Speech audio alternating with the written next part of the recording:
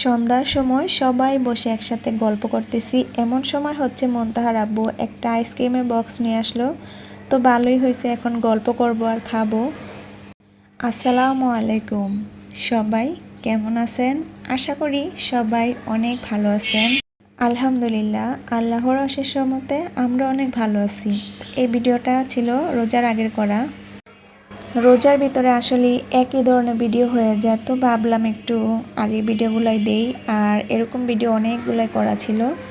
এটা হচ্ছে সকালবেলা, তো রুটি দিয়ে যায় সকালে গাড়িতে করে। তো আরাফের বাবা হচ্ছে সকালে নাস্তার জন্য রুটি পাঠালো, আর সাথে হচ্ছে গরুর দুধের চা। তো আমরা নাস্তা করে এখন হচ্ছে তো আমি বাজার করে নিয়ে আসলাম, অনেকগুলা কলা নিয়ে আসলাম, আর বড় একটা লাউ নিয়ে আসলাম।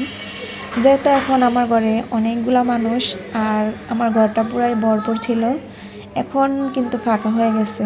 তখন কিন্তু মেহমান ছিল।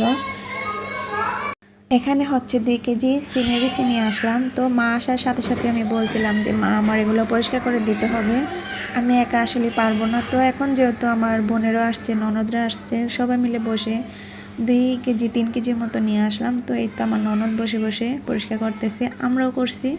একজনও তো করা সম্ভব না, তো রান্নাও করতেছি, আবার বিচিও পরিষ্কার করতেছি। তো মাও কিন্তু সিমের বিচি নিয়ে গেছে 2 কেজির মতো।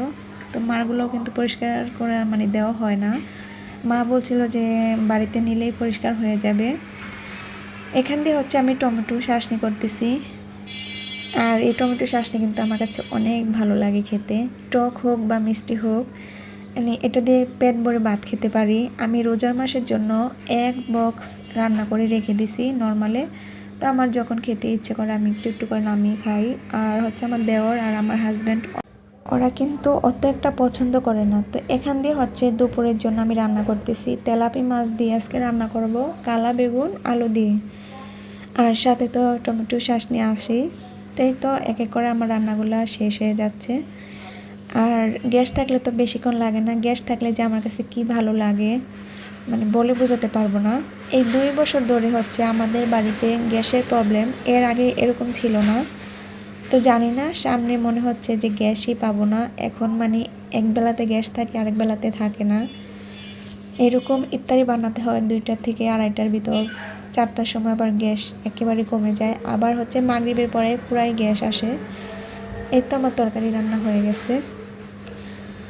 তো দুপুরবেলা তো রান্না করছি, বিকেলবেলা ওই যে বললাম যে গ্যাসের কি যে একটা সমস্যা, বিকেলবেলা কোনো গ্যাসই ছিল না, পুরো এলাকাতে গ্যাস অফ হয়ে গেছে। তো রাত্রেবেলা তো খেতেই হবে। তো মাকে জিজ্ঞেস করলাম মা কী খাবেন। তো মা আসবে শুনে কিন্তু আমার হাজব্যান্ড বড় সাইজের 2টা মাছ নিয়ে আসলো। 2টা মাছ হচ্ছে মনে হয় 950 টাকা পড়ছে। তো দুটোটা মাছই আমি নিয়ে নিছি, যেহেতু আমরা এখন অনেকজন মানুষ, সবটা মাছই লাগবে। তো মাছটা আমি রান্না করব হচ্ছে টমেটো দিয়ে, আর হচ্ছে সিমের বিচি দিয়ে রান্না করব। আর রান্না করছি এটা তো আগে খেয়ে ফেলছি, এত বেশি ভালো লাগছিল, সবাই তো খেয়ে অনেক বেশি মজা পাইছে। আসলে কেউ যদি রান্না খেয়ে প্রশংসা করে অনেক বেশি ভালো লাগে।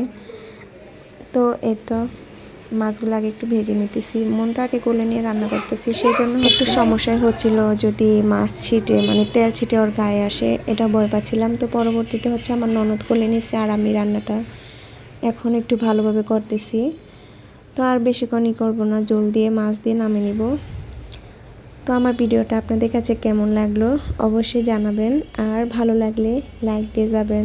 তো এই কড়াই থেকে আমি আরেকটা কড়াইতে তরকারিগুলো বেড়ে নিয়ে যাব।